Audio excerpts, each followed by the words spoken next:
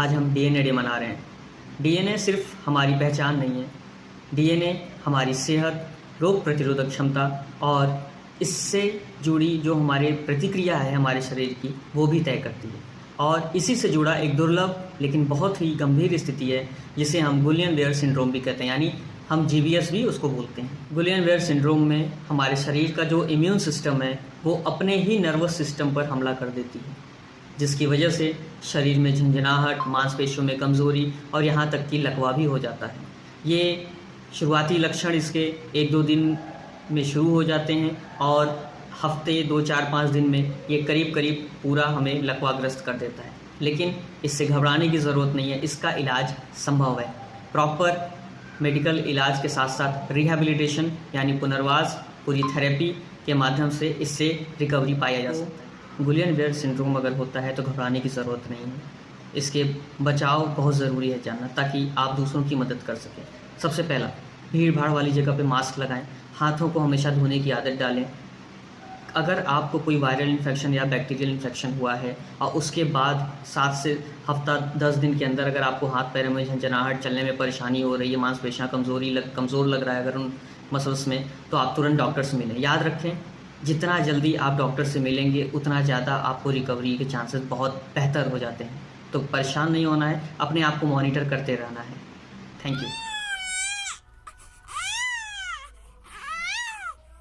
नमस्कार दोस्तों, फ्राइडू chat syndrome या 5p सिंड्रोम यह एक दुर्लभ जेनेटिक डिसऑर्डर है जो कि क्रोमोसोम 5 के छोटे हिस्से में कमी के कारण होता है। इसका एक प्रमुख लक्षण है बचपन में बिल्ली जैसे रोने की आवाज़। इसके अलावा इन बच्चों में अन्य लक्षण जैसे सिर के आकार का सामान्य से छोटे होना, चेहरे की विशिष्ट बनावट का होना तथा शारीरिक एवं मानसिक विकास में धीमापन भी पाया जा सकता है। इन बच्चों में अक्सर बोलने एवं समझने संबंधी समस्याएं भी पाई जा सकती हैं।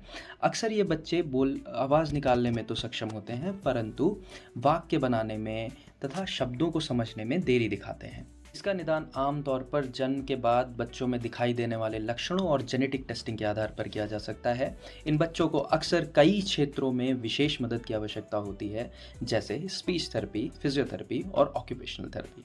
हर बच्चे की थेरेपी योजना अलग हो सकती है। माता-पिता, शिक्षकों और विभिन्न प्रोफेशनल्स के माध्यम से हम इन बच्चों की क्षमताओं को बेहतर बना सकते हैं। नमस्ते। एल्पर्ट सिंड्रोम एक आनुवांशिक बीमारी है जो डीएनए में बदलाव के कारण होती है। यह बीमारी सुनने में कमी, गुर्दों की समस्या और आंखों की कमजोरी का कारण बन सकती है। सही समय पर जांच बहुत जरूरी होती है और डीएनए की मदद से ऐसी बीमारियों को समझ और पहचान सकते हैं। धन्यवाद। नमस्कार। पियर रॉबिन सिंड्रोम का प्रभाव बच्चों के सुनने और बोलने की क्षमता में देखा जाता है।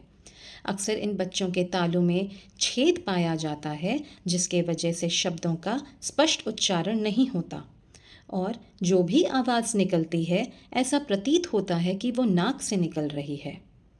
कई बच्चों के कानों में द्रव भर जाता है और कान में संक्रमण हो जाता है। इस तरह की सभी चीज़ों का अगर सही समय पर इलाज नहीं कराया जाए तो बच्चों को स्थायी रूप से सुनने और बोलने की समस्या हो जाती है। इसलिए इन समस्याओं का समाधान के लिए आज ही एक नाक कान गले के डॉक्टर और एक वाक प्रशिक्षज्ञ और श्रवण विशेषज्ञ से मिलें। धन्यवाद।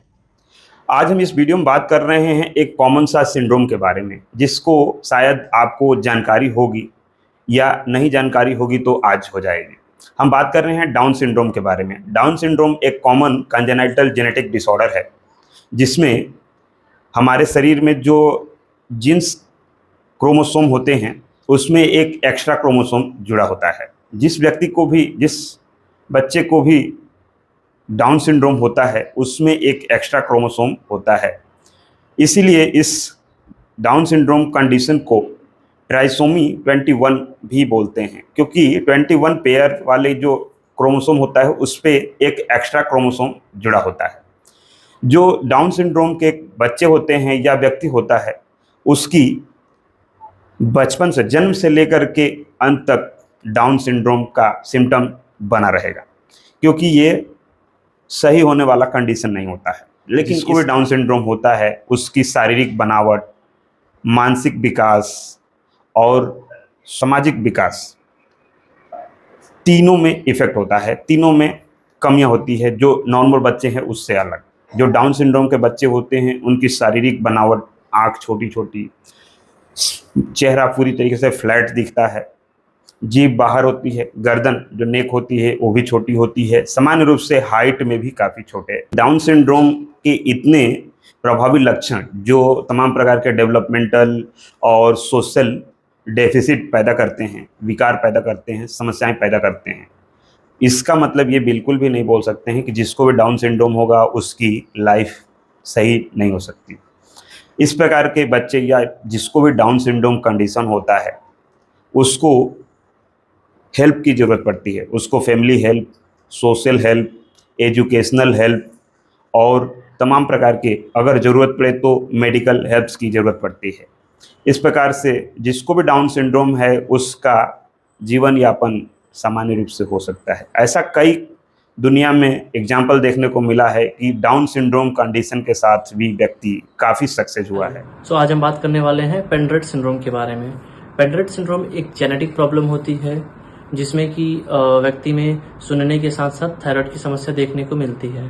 पेंड्रेट सिंड्रोम जो है कि ये SLC26A4 नाम के जीन की म्यूटेशन की वजह से होती है। हियरिंग लॉस जो है या सुनने की समस्या जो है वो जन्मजात हो सकती है या तो सुनने की क्षमता दिन प्रतिदिन खराब होती जाती है। अगर हम इसकी इलाज की बात करते हैं तो इलाज के लिए आपके पास जो है कि कान की मशीन का ऑप्शन है, कॉक्लियर इम्प्लांट भी आप करा सकते हैं।